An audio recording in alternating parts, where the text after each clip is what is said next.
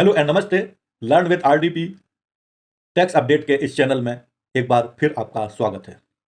पिछले चैप्टर में हमने पढ़ा आरसीएम का कंसेप्ट क्या होता है, रिवर्स चार्ज मैकेनिज्म का कंसेप्ट क्या होता है। अब हम आज के चैप्टर में पढ़ने वाले हैं कौन कौन सी गुड्स और सर्विसेज आरसीएम के अंतर्गत कवर होती हैं।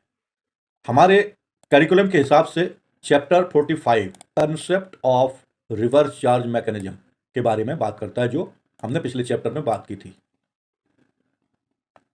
जिसमें हमने बताया था कि इस कंसेप्ट में रिसिपेंट ऑफ गुड्स और सर्विस को ही जीएसटी पेमेंट करना होता है, सप्लायर को पेमेंट नहीं करना पड़ता है, डायरेक्ट गवर्नमेंट को पेमेंट करना पड़ता है।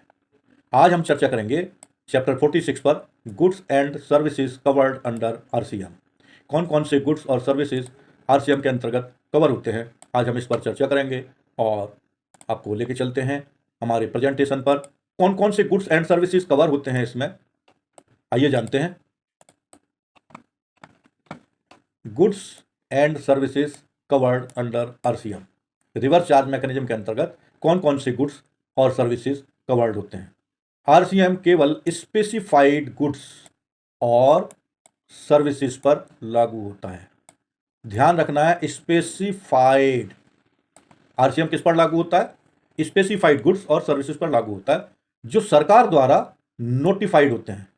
सरकार द्वारा नोटिफाइड होते हैं। एग्जाम्पल के लिए, कैश्यू नट्स अनरजिस्टर्ड सप्लायर से अगर परचेज करते हैं तो टोबैको लीव्स, सिल्क यार्न, ये कुछ आइटम्स हो गए गुड्स के।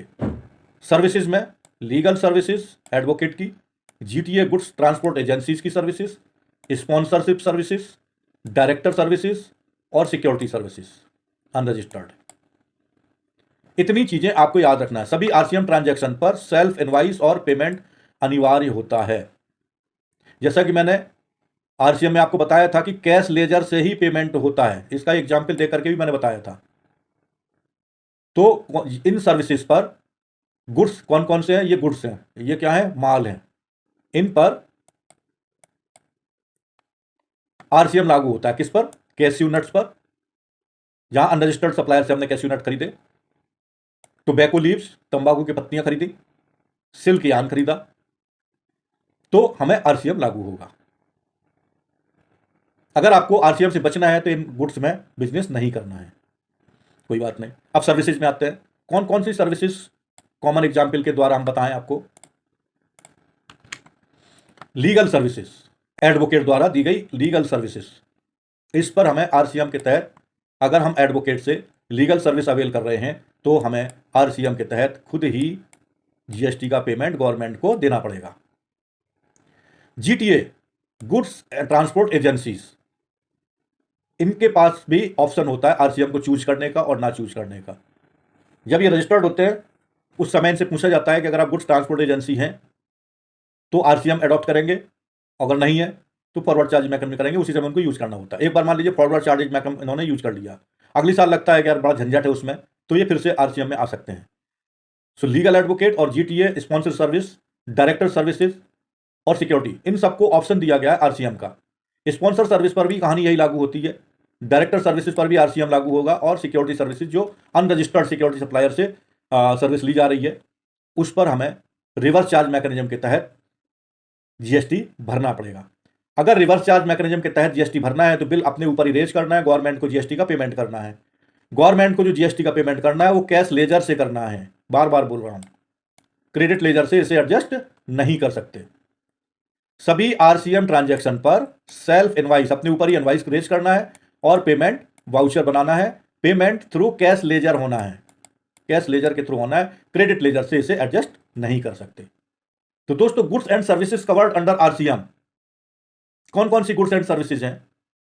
गुड्स में कैश्यू नट अनरजिस्टर्ड सप्लायर से खरीदा, गुड्स में tobacco leaves, silk yarn, 3 example मैंने बता दिए गुड्स में। 5-6 एग्जाम्पल मैं आपको सर्विसेज में बता रहा हूं।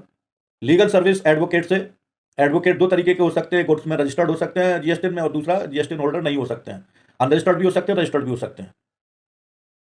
कोई भी केस हो, एडवोकेट से आप लीगल सर्विस लेते हैं, आपको आरसीएम के तहत पेमेंट करना पड़ेगा, कैश लेजर से करना पड़ेगा।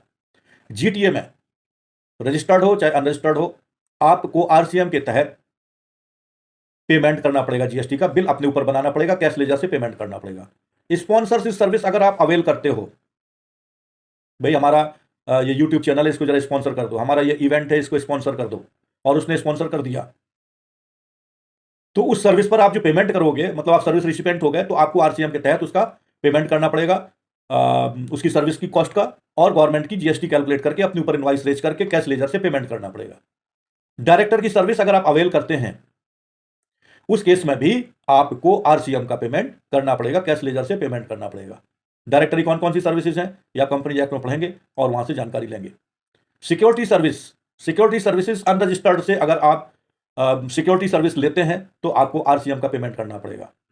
तो दोस्तों ये थे goods and services covered under RCM, जहां पर हमें कैश लेजर से पेमेंट करना होता है, अपने ऊपर ही सेल्फ इनवाइस बनाना होता है, पेमेंट वाउचर जरूर होना चाहिए, पेमेंट वाउचर मतलब चालान जरूर होना चाहिए, और चालान होना चाहिए कैश लेजर के थ्रू डायरेक्ट पेमेंट गवर्नमेंट को। It can not be adjust with the credit ledger of the recipient of service और गुड्स। मिलते हैं दोस्तों बहुत जल्दी चैप्टर नंबर 47 में, जहां हम चर्चा करेंगे RCM compliances and legal provision की। तब तक इन दोनों चैप्टर को अंडरस्टैंड करें, असाइनमेंट पर काम करें, और कोई क्वेश्चन हो तो कमेंट बॉक्स में लिखें। नमस्कार।